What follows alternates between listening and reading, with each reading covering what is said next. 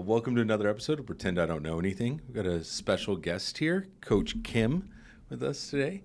Kim, coach, consultant, how would you define or title yourself? Well, I'm a certified parent coach, but my business is called Real Life Parent Guide. So I would prefer to call myself a guide. I like that, like a Sherpa. Kind of like warmer. It's a warmer than a coach. Like coach is all about strategy, and a lot of what I do isn't necessary. There's some strategy to it, but that's not my main focus. It's really guiding people to their intuition and inner wisdom about whatever parenting situation they're in. Mm-hmm. Okay. I really like that view and that philosophy on it. It's like, I would say more as a guide, is like I'm walking with you in this rather than a coach kind of sitting on the sidelines, do this or that. Mm-hmm. Absolutely. Yeah. That's exactly what it is. Yeah. I appreciate that. When we first met, I was like, oh my gosh, like we've been reading the same playbook here because your thoughts and ideas and the things you're running to are so similar to the things that we're seeing on our side of it all. And I really appreciated like your insight and how you're seeing these issues and the solutions that you're coming up to attack it or help people through it.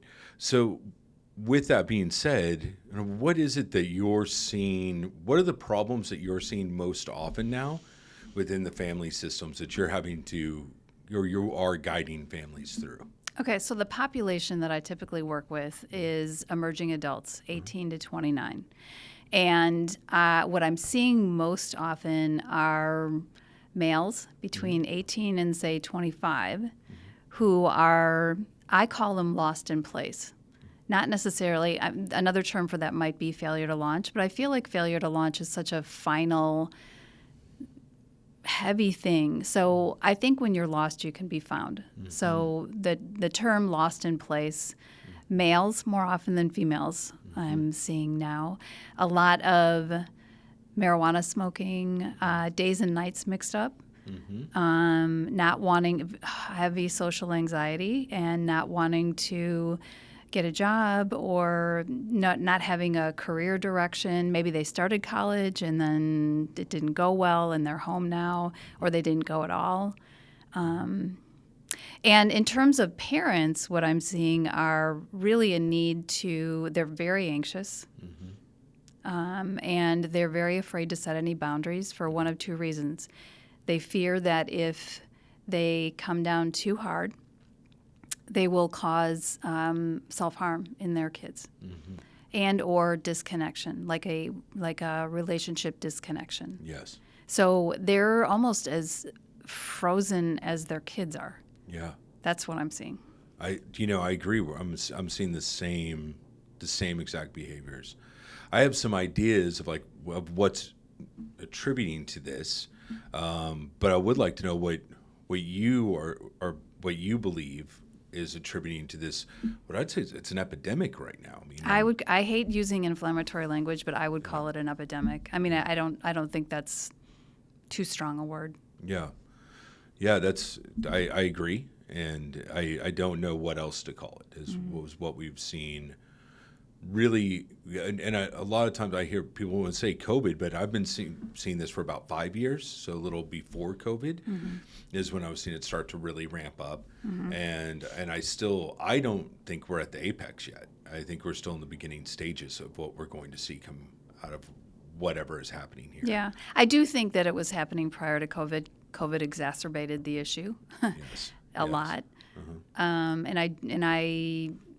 It pains me to think that we're just at the beginning of it, or that this is going to get worse maybe before it gets better. I think you were going to ask me what I think attribute. Yes. Okay. Yes. So yes, COVID. I definitely think, because I've talked to many parents where my kid was doing just fine until COVID. Like they were doing great in high school, or they excelled academically, and then they got to college and they just kind of fell apart. So I think some of it is attributed to COVID. Maybe that's just a good excuse for some people to use as well.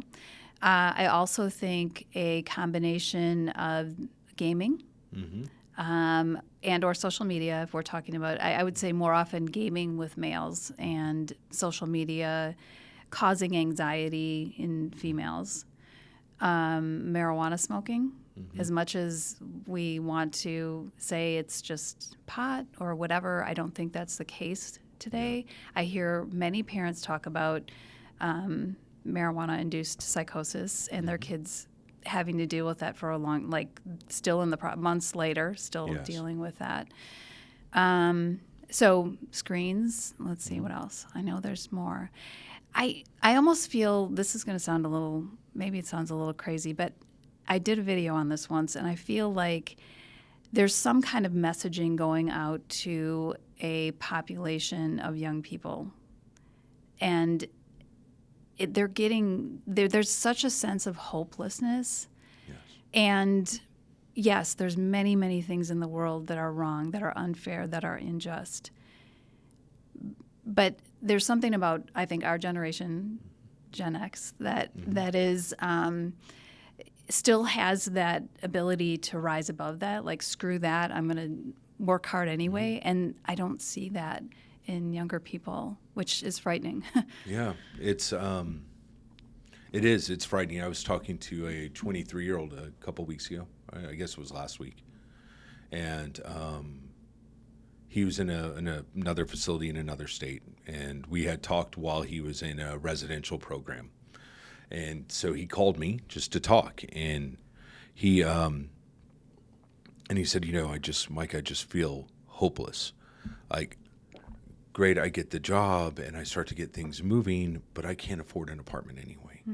Because I just don't see the reason to really try to live right now.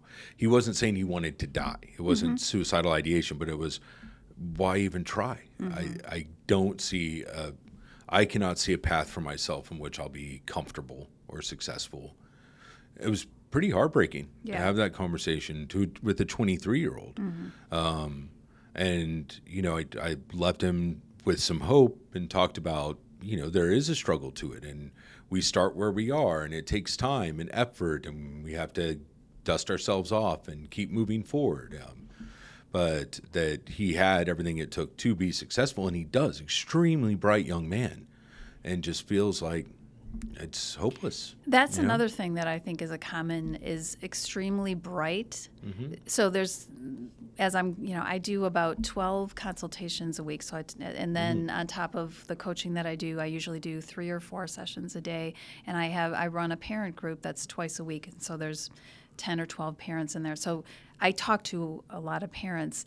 What some of the common issues are ADHD, autism spectrum. Yes.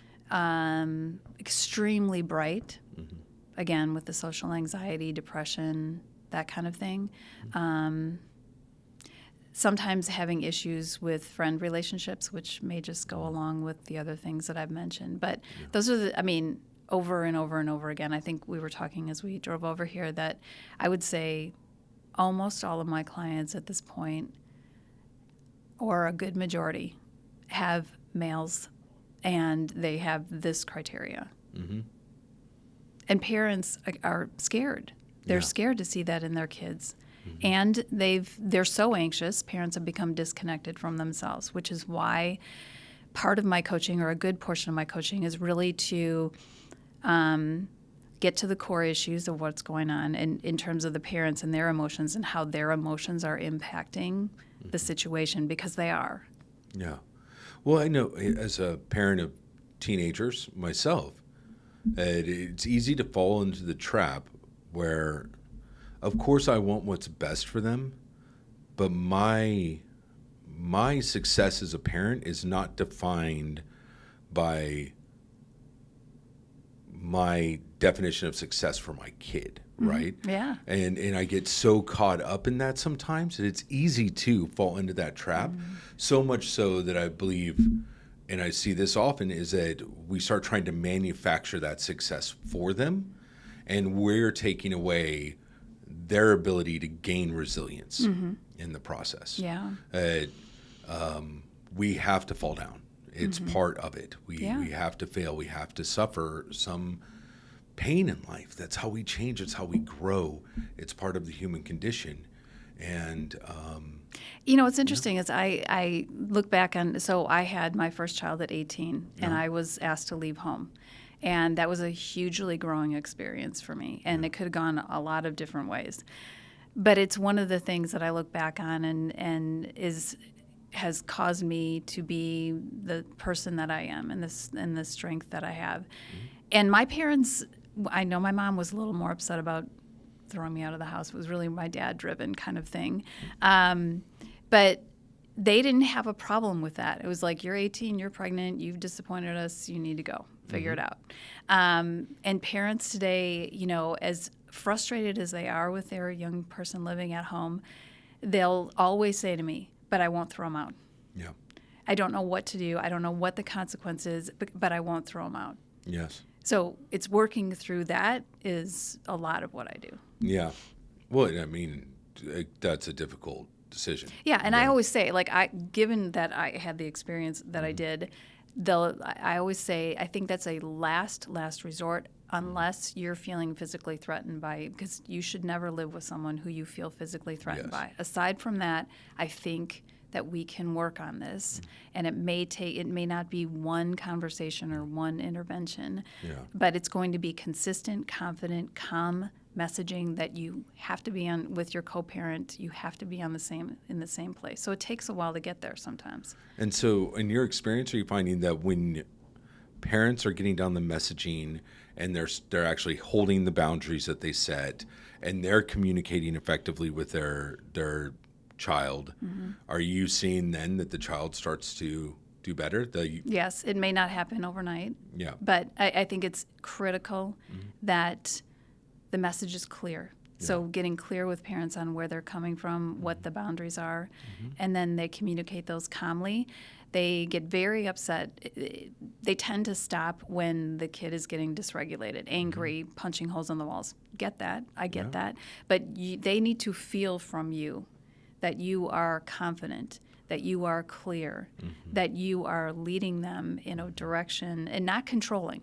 Okay, It's got to be confident without being controlling, because if they think you're trying to control them, they're going to continue to push back. But they have to feel from you that energy of, I know I love you and I'm no longer going to be part of this dysfunctional pattern with you. I can't do this with you. This is what we need to do. Yeah, I mean, boundaries is what it's all about, right? Like, how do I set appropriate boundaries? And setting the boundaries is the easy part. It's keeping the boundary that's challenging.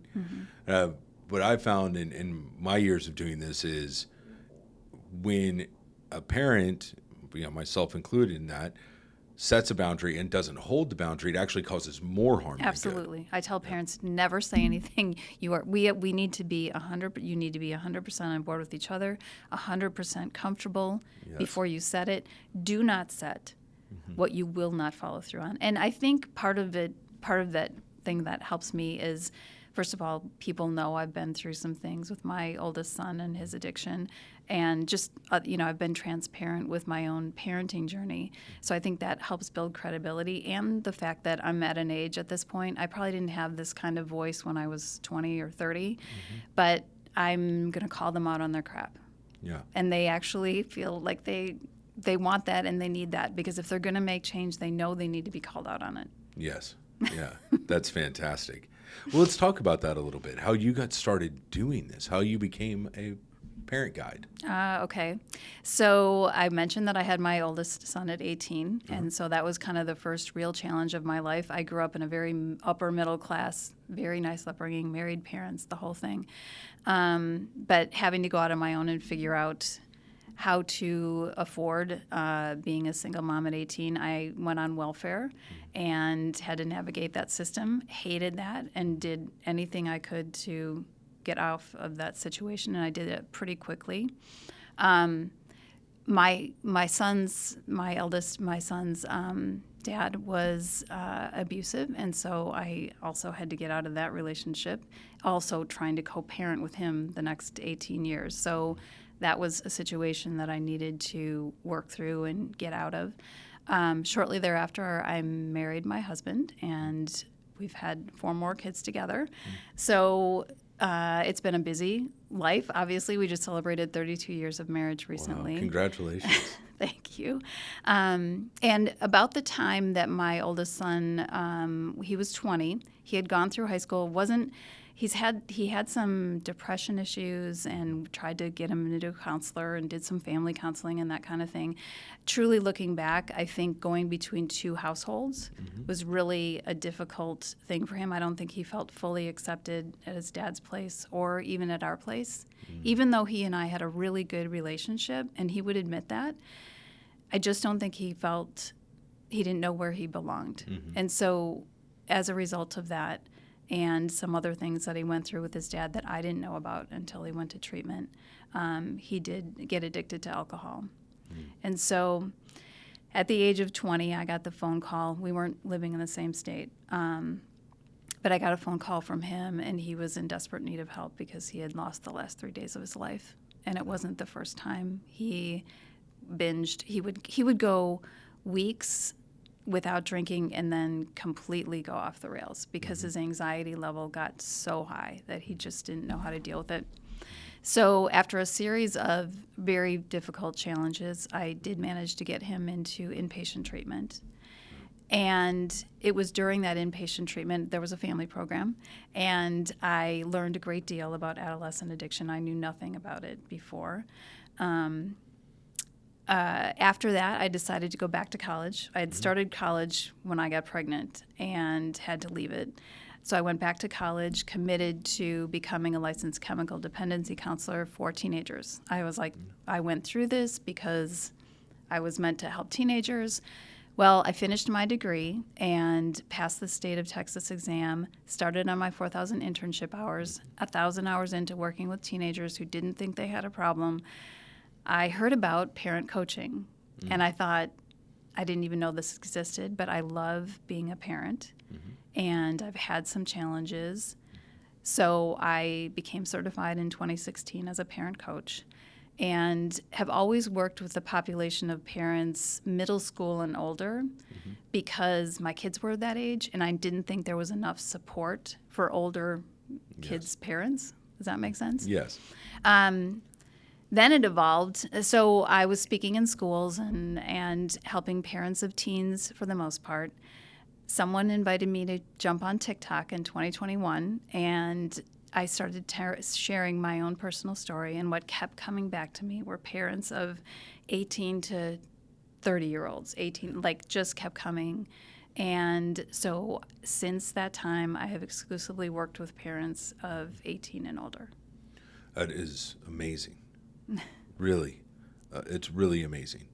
I was impressed before, but it's very, very impressive. I appreciate it because it's one of those things, like when I meet therapists, I'll always ask, why do you do this? For me, it's, the reason I do it is I had suffered with mental health issues and substance use disorder. And I got sober, and I felt calling towards this work and helping other individuals and families, because also everything I put my family through in all the difficult times. But it's always the question for me, because if you don't have that, then why would you do, because it's heavy emotional work. I mean, holding space for parents who are going through what I was going through in 2008. Yeah. I mean, I really try to be the coach that I wish I would have had then.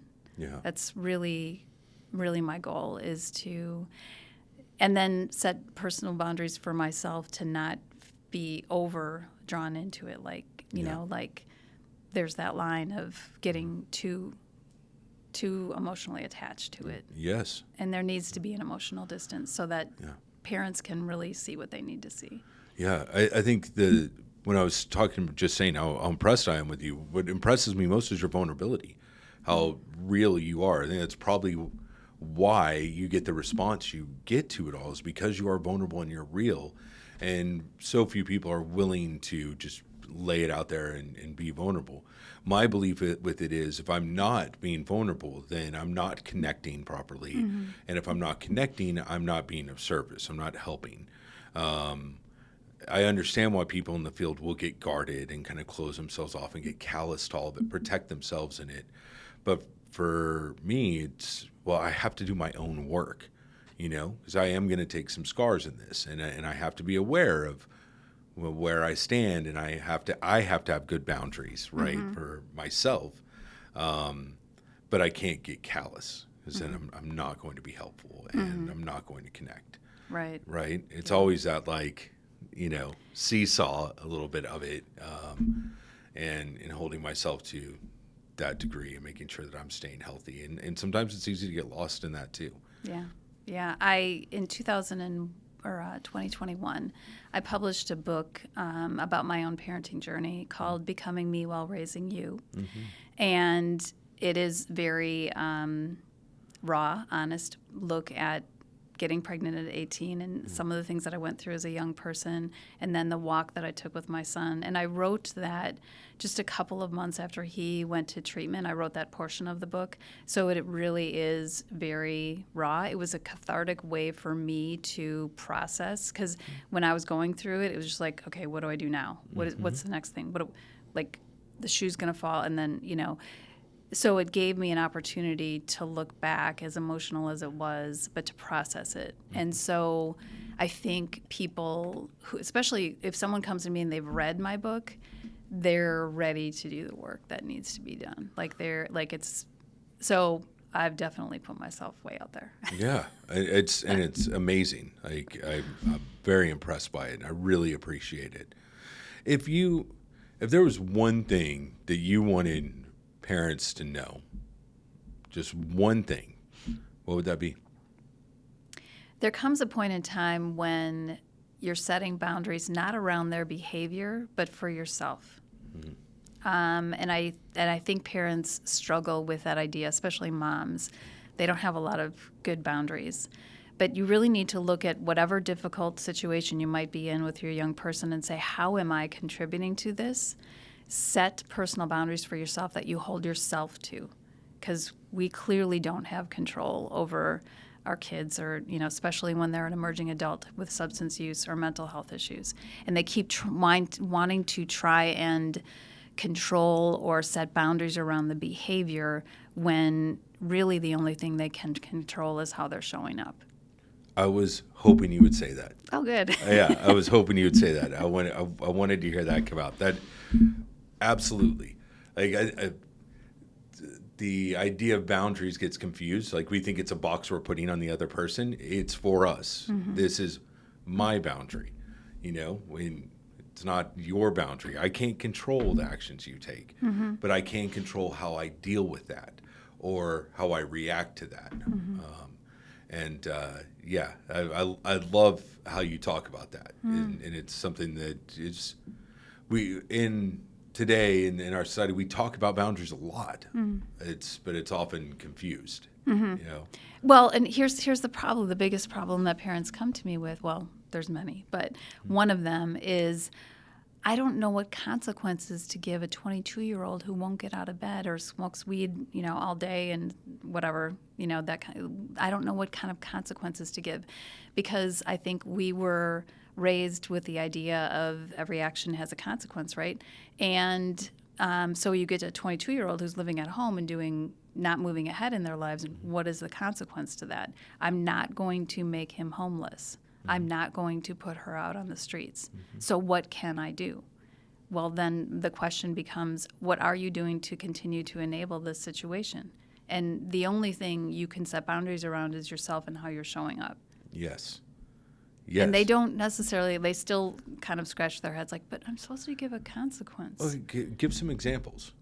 Well, like a scenario with a kid whose days and nights are mixed up. He's smoking a lot of weed, gaming. The parents screaming at him to get a job. You have to get a job. And I think there's more. First of all, it's like, what's really going on here, right? These are what he's doing are unhealthy coping mechanisms, and maybe he has indeed gotten addicted to gaming. But what's the core issue, right? And so most of the time, the natural consequences in a situation are what needs to take place for the life lesson to be learned. Yes. Okay. So the parents often are too afraid of what the natural consequences are. And so they will fix situations or rescue so that their kid doesn't have to deal with that. Or they, as a parent, are so worried about how they're going to be looked at that they don't want to have natural consequences take place, Yes. you know? No, I absolutely agree. And that's part of that, like, manufacturing success, or feeling like we have to manufacture happiness in our children. And we don't have that control or power to do that. And happiness, I don't believe, is necessarily a realistic expectation anyway. So we're not all happy all the time. That's true. Yeah. That's true. And I don't know if there was something that well, actually, here's my theory on this. So I think that we were raised by a generation and many previous generations who didn't understand emotional connection or the value of that in parenting. It was all behavior driven, right? My kid has to behave, cooperate, whatever. We performed for love and affection and acceptance in our families. I know I did. And I think when we started having kids, we swung the pendulum too far the other way and became too much wanting to quell their emotions and create this happy existence because we didn't get that. And I hope that parents, millennial parents, Gen Z parents, and parents will find a way to come back to center, right? We have to acknowledge and validate our kids' feelings while also building in a structure that there are consequences and natural consequences, so they learn, so they build that resilience and that grit. Absolutely. You're speaking my language here. We have this conversation often. I have this talk often. I was having this conversation at lunch yesterday. I believe it is a direct response to how we were parented as Gen X, where we were kind of the latchkey kids, and so we either had to perform for attention, or like I did, and I said, I don't want your attention then. If you don't want to give it to me, then I don't want it, you know? And went, unfortunately, way off the rails, you know? And so then we're I don't want to say over-parenting, because I don't think that's the correct way to say it. Over-correcting, but I think clearly, parents are also, they take on, especially mothers, take on more of the emotional work for their sons and daughters than they need to. They, like, their sons, and they might come to them all anxious and, you know, kind of verbally vomit on mom, and then they feel better and can move ahead a little bit, where mom now is wearing this weight and this heaviness of, like, oh my gosh, my kid, blah, blah, blah. And that's not always the case, but I see a lot of it in moms carrying way too much of the emotional work that their kids should be doing. Yes. So let me ask you this, in the simplest terms, if we boiled it all down, what do you feel the role of a parent is? What is the goal of?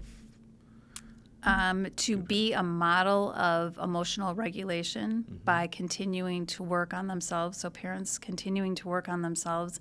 Ideally, you would do some of this work before you have kids. I don't think, obviously, at 18, just as guilty as, a lot of parents. So the understanding that parenting is really guiding, validating, being the emotional regulation for your kids before they can do it for themselves. I think I did not know that. I did not know that as I was raising small children. Like, my calmness, I'm generally calm to begin with, so it worked in my favor. But now we know, like, parents are the emotional regulation for their kids. So when their 3-year-old is having a temper tantrum and heading off the rails, mom's ability to stay calm in that situation and, remain the leader in that situation. Yeah. Kind yet firm. That's the approach. Kind yet firm. I agree. I know for myself, like, I was an instant dad. I I didn't have any children before I stepped in as a step parent. When the twins were 3 and our son was 5 is when they moved in with me. And I had no experience. I also thought before I met their mother that I didn't ever want to be married or have kids. So though I've always liked kids, I was so selfish, I didn't want to give up my time. And so I was just thrown into the fire and trying to sort through this. And I was still in fairly early recovery too, trying to kind of sort through all of this. And I know I made a lot of mistakes in that where they would dysregulate and I'm trying to work on some kind of time crunch because we've got to get this math homework done because I've got to get back to work and run a group. And like, I have this window to be present for you. And like, I need this to happen. And it was all I, instead of being present in that moment with them and there for them. It was a lot of thinking about what my needs were in that. And I made a lot of mistakes in that, and today, any advice I can give kind of newer parents in all of it is my regrets today are those moments. It's those moments where I stepped into it with them instead of leading by the example in it, where I wasn't present because I was more concerned with X, Y, and Z than what needed to happen with them. Yeah. And, today, to me, they're my kids. I've raised them most of their lives. I'll always look at them as my kids. I call them my kids. I don't call them my stepkids. But yeah, I mean, it is easy to step into that. It's easy to make those mistakes. And you're not going to be a perfect, like that. Yeah. Even the most patient parent patient person has their moments as a parent that I know I probably forced too quickly and too much a kid into a car seat because the other kid had baseball and we were 10 minutes behind and you have to get in this car, you have to sit. So I think that parents need to also figure out how to give themselves some grace. Yes. And just really it's impossible for you to have the patience level that kids require every moment of every day. And so knowing that, you live and learn and practice the best you can to be as intentional as possible. Yeah, one of my mentors always says, if you want to know your character defects, have children, because they will show you where you're struggling, right? You will see They're it. your mirrors. Yeah. Yes. Yeah, I mean, I feel that, another area where there might be some confusion is just like, as a parent, our role is to equip them to like be ready for life. Yes. Right. And when we have this window, which used to, with our generation, 18 years, right? Now it is more like 25 years. Like we've got this window to prepare them for the rest of their life. And we have 1/4 of their life to do it at best. Right.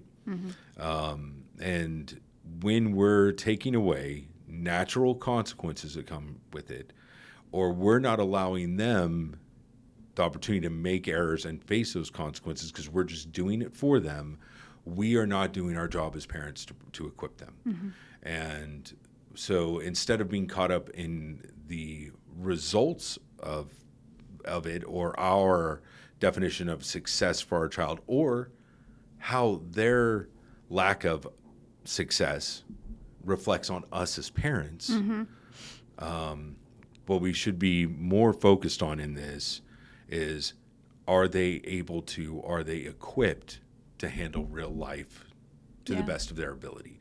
'Cause I don't know that here I'm 44. I don't know if I'm equipped to handle real life all the time, but right. But, I think then that is our job. That is our role as parents in the long term, like the larger scheme, not just day in and day out, how we show up. Yeah, there's a quote that was downloaded to me that's actually the last page in my book, and I think it kind of describes what you're saying. And it is, our children come through us or to us, not for us, except for the lessons they reflect to us, during their journey in an effort to grow us up along the way. Oh, it's fantastic. So so I will say that to parents, and then I'll say, what is this trying to teach you?